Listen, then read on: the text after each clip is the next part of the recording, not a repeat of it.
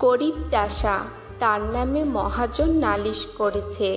বেচারা কবে তার কাছে 25 টাকা নিয়েছিল, সুদে আসলে তাই এখন 500 টাকায় দাঁড়িয়েছে। চাষা অনেক কষ্টে 100 টাকা জোগাড় করেছে, কিন্তু মহাজন বলেছে 500 টাকার 1 পয়সাও কম নয়, দিতে না পারো তো জেলে যাও। সুতরাং চাষার আর রক্ষা নেই। এমন সময় সামলা মাথায় চশমা চোখে তোখর বুদ্ধি উকিল এসে বলল, ওই 100 টাকা আমায় দিলে তোমার বাঁচবার উপায় করতে পারি। চাষা তার হাতে ধরল, পায়ে ধরল, বলল, আমায় বাঁচিয়ে দিন।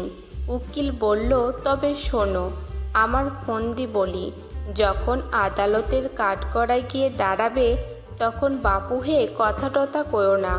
যে যা খুশি বলুক, গাল দিক আর প্রশ্ন করুক, তুমি তার জবাবটি দেবে না, খালি পাঁঠার মতো ব্যাঁ করবে। তা যদি করতে পারো তাহলে আমি তোমায় খালাস করিয়ে দেব। চাষা বলল, আপনি কর্তা যা বলেন তাতেই আমি রাজি। আদালতের মহাজনের মস্ত উকিল চাষাকে এক ধমক দিয়ে জিজ্ঞাসা করল, তুমি 7 বছর আগে 25 টাকা কর্জ নিয়েছিলে? চাষা তার মুখের দিকে চেয়ে বলল, ব্যাঁ। উকিল বলল, খবরদার বল নিয়েছিলি কিনা। চাষা বলল, ব্যাঁ। উকিল বলল, হুজুর, আসামির বেয়াদবি দেখুন। হাকিম রেগে বললেন, হের যদি অমনি করিস তোকে আমি ফাটক দেব। চাষা অত্যন্ত ভয় পেয়ে কাঁদো কাঁদো হয়ে বলল, ব্যাঁ ব্যাঁ। হাকিম বলল, লোকটা কি পাগল নাকি? তখন চাষার উকিল উঠে বলল, হুজুর, ও কি আজকের পাগল? ও বহুকালের পাগল, জন্মে অবধি পাগল। ওর কি কোনো বুদ্ধি আছে না কাণ্ডজ্ঞান আছে? ও আবার কর্জ নেবে কি? ও কি কখনো খত লিখতে পারে নাকি? আর পাগলের খত লিখলেই বা কি? দেখুন দেখি এই হতভাগা মহাজনটার কাণ্ড দেখুন। ইচ্ছে করে জেনে শুনে পাগলটাকে ঠকিয়ে নেবার মতলব করেছে। আরে ওর কি মাথা ঠিক আছে? এরা বলেছে এইখানে একটা আঙুলের টিপ দে, পাগল কি জানে, সে অমনি টিপ দিয়েছে। এই তো ব্যাপার। দুই উকিলের ঝগড়া বেঁধে গেল। হাকিম খানিক শুনে টুনে বললেন, মোকদ্দমা ডিসমিস। মহাজনের তো চক্ষু স্থির।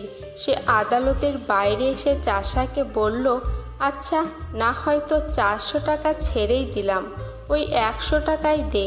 চাষা বলল, ব্যাঁ। মহাজন যতই বলে ততই বোঝায় চাষা তার পাঁঠার বুলি কিছুতেই ছাড়ে না। মহাজন রেগে মেগে বলে গেল, দেখে নেব আমার টাকা তুই কেমন করে হজম করিস। চাষা তার পোটলা নিয়ে গ্রামে ফিরতে চলেছে। এমন সময় তার উকিল এসে ধরল, যাচ্ছ কোথায় বাপু? আমার পাওনাটা আগে চুকিয়ে যাও।